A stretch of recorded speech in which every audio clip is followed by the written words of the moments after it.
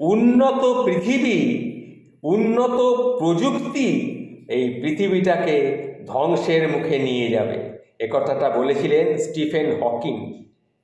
আসলে যখন মোবাইল ছিল না তখন জগদীশচন্দ্র বসু ছিলেন, যখন ইমেল ছিল না তখন রবীন্দ্রনাথ ঠাকুর ছিলেন, যখন ইউটিউব ছিল না তখন সত্যজিৎ রায়, মৃণাল সেন, ঋত্বিক ঘটক এরা ছিলেন, যখন শুধুই রেডিও ছিল তখন হেমন্ত মুখোপাধ্যায়, দেবব্রত, কণিকা বন্দ্যোপাধ্যায়, সুচিত্রা মিত্র এরা ছিলেন, যখন হলদিরাম ছিল না তখন নকুড়, দারিক, পুটিরামের মিষ্টি ছিল, যখন মেট্রো ছিল না তখন কবিরা ডবল ডেকারে রাত্রি শাসন করতেন, যখন ওলা উবর ছিল না তখন বিদ্যাসাগর হেঁটে হেঁটে পাড়ি দিতেন অনেক দূরের পথ, যখন সেলফি ছিল না তখন মানব জমিনের ছবি আঁকতেন লালন ফকির, যখন ডিজে বক্স ছিল না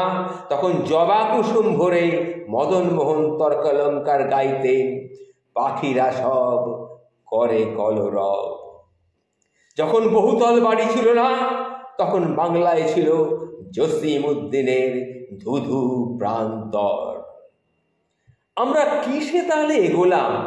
এই যে আমরা বলি আমরা অনেক এগিয়েছি, অনেক এগিয়েছি, আমাদের প্রযুক্তি অনেক এগিয়েছে, তাহলে আমরা কিসে এগোলাম বলুন তো?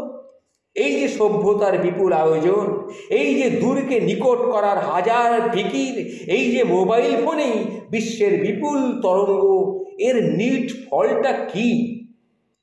বিভূতিভূষণ লিখেছিলেন, যে নদীর জলে প্রথম স্নান করলাম, যে গাছের নিচে বসে হাওয়া খেলাম, সেটাই আমার কাছে নতুন।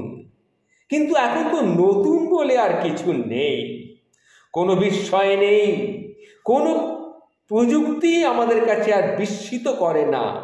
ইঁদুরের গর্ত, শকুনের ডিম, বীরু রায়ের বটতলা, হরিহরের পুঁটলি সব এখন আমাদের হাতের মুঠোয়। মুখের কথা ফুটলো কি ফুটলো না, আমরা সব এখন আবিষ্কার করে ফেলছি। আমার মধ্যে কোনো বিস্ময় নেই, আমি কান পেতে দূরের রেলগাড়ির আওয়াজ শুনি না, আমি সবসময় মোবাইল দেখেই সব কিছু শিখে ফেলছি। চিলের কান্না, কোকিলের বিরহ, নেড়িকুত্তার ডাক আমি মোবাইলেই শুনে ফেলছি। আমার আর কোনো বিস্ময় নেই। আমি বলতে পারছি না বিস্ময়ে জাগে তাই আমার গান, কিংবা আমি বলতে পারছি না আকাশ ভরা সূর্য তারা, আমি বলতে পারছি না আমি পাগলা দাশু, আমি পাগলা বিশু, আমি পাগলা জগাই, আমি কেউ নই। তাহলে তাহলে আমি কে? আমি কে বলুন তো, আমি কে?